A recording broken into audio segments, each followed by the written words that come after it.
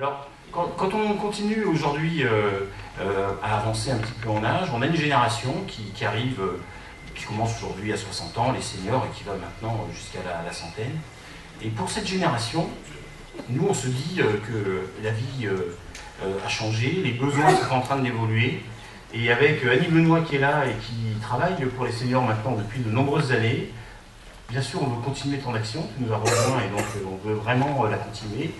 Et puis, dans ce que tu nous dis, quand on t'écoute, on comprend qu'il y a deux besoins à travailler.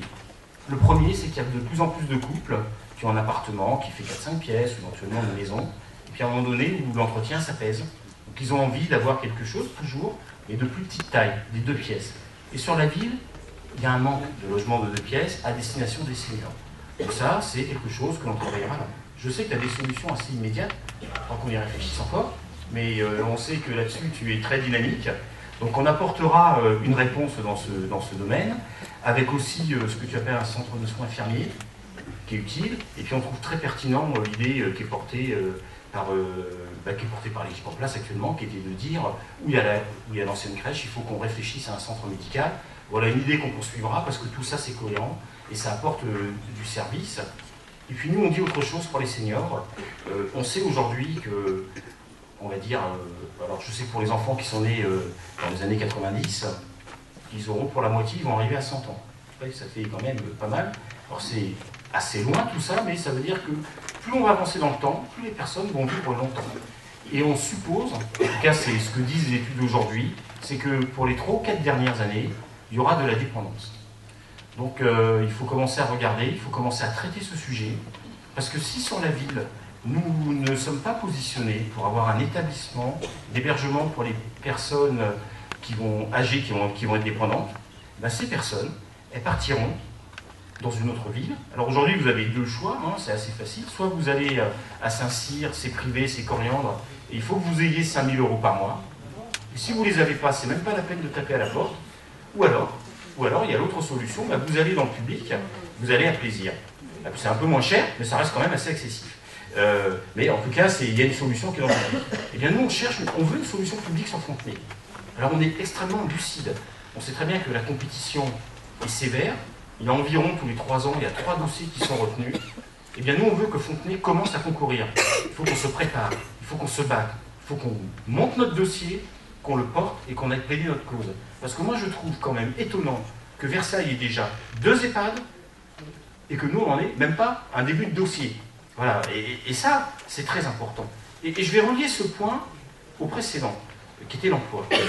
Quand vous mettez dans votre ville un service à la personne, une activité de service, vous créez de l'emploi. Pour un EHPAD qui a 30 lits, Annie me disait, il y a 2 personnes par lit, c'est comme ça qu'on compte. Alors, je ne dis pas là qu'on va créer 60 emplois pour les Fontenaisiens, parce qu'il y a des gens qui ont peut-être des compétences utiles qui ne seront pas Fontenaisiens, mais sur la base de ce qu'on a fait il y a quelques années avec Jean-Jacques Resser, lorsqu'on a créé la résidence des sources et le Super U, on a vu à l'ouverture beaucoup de Fontenaisiens trouver un emploi. Eh bien c'est pareil, quand on ouvrira l'EHPAD, il y a beaucoup de Fontenaisiens qui trouveront une réponse pour l'emploi. Donc là on va faire 2 choses importantes. On va apporter un service utile aux Fontenaisiens, qui pourront rester sur place, qui pourront donc vieillir ensemble, parce que ça c'est très important, et on n'aura pas un Fontenay ou un Plaisir comme je l'ai vu parfois autour de moi, et puis surtout on créera aussi de l'emploi. Et moi je pense qu'il est important de s'en soucier maintenant. Je ne sais pas si dans le concours, si sur notre mandat, on arrivera à l'avoir, mais ce que je peux vous assurer, c'est qu'on se mettra sur la ligne de départ et qu'on fera tout pour l'avoir. Et je vais faire une analogie qui est importante, c'est que la ville, elle fera un effort pour ça. On a aujourd'hui, la ville a déjà une offre, on a la résidence fleurie, qui est une offre de studio, dont on s'est rendu propriétaire. On s'est rendu propriétaire de cette résidence à l'époque, c'était au tout début des années 2000. Pourquoi? Parce qu'on voulait avoir la maîtrise. La maîtrise, c'est très important.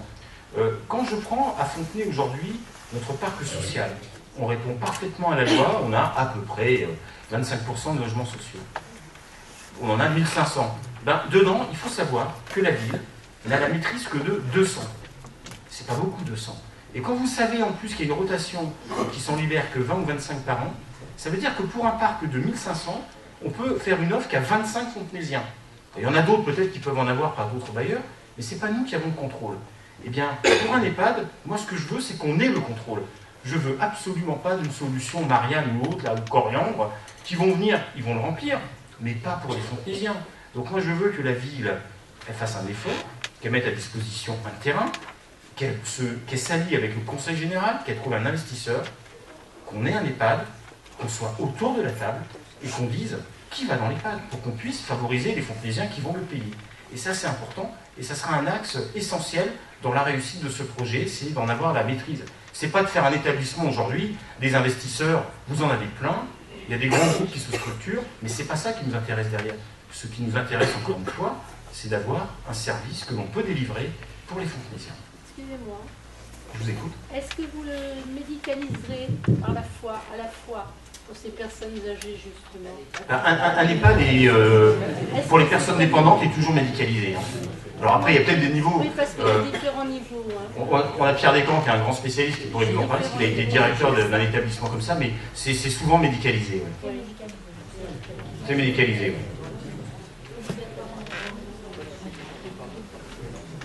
Oui, allez-y, je vous en prie. Qu'est-ce qui ferait que votre projet d'EHPAD serait moins coûteux que ce qui existe à Plaisir ou ce qui existe à Saint-Cyr? Non, il ne sera pas moins coûteux. Vous avez raison. Alors, attendez, il sera moins coûteux qu'à Saint-Cyr parce qu'il ne sera pas privé, mais il sera donc ce qu'on appelle public et très probablement dans l'ordre de prix du public, c'est-à-dire dans l'ordre de prix de Plaisir. Par contre, l'avantage, c'est qu'il sera sur Fontenay. Et que si vous êtes ici ensemble sur Fontenay, vous resterez ensemble sur Fontenay. Alors qu'aujourd'hui, vous êtes séparés. Et il faut imaginer, hein, je le redis parce qu'on a un peu de mal à s'imaginer ça, mais dans 30 ans, c'est à peu près nous, on sera 30% de plus à arriver à cet âge où on aura besoin d'assistance. Quels sont justement quel va être votre poids? Dans quelle mesure vous allez pouvoir négocier? Est-ce qu'une ville peut négocier? Ça va être mieux que négocier. Ça veut dire que là, dans un système comme ça, si je regarde ce que j'appelle une gouvernance, le fait qu'on apporte le terrain, qu'on va l'associer à la résidence fleurie, on sera assis à la table de la décision et c'est nous qui pèserons le plus pour décider. Voilà, il y a toujours, quand vous êtes 2 ou 3, il y en a toujours un qui est le plus gros et on veillera à avoir ce pouvoir de décision comme aujourd'hui on l'a pour la résidence fleurie.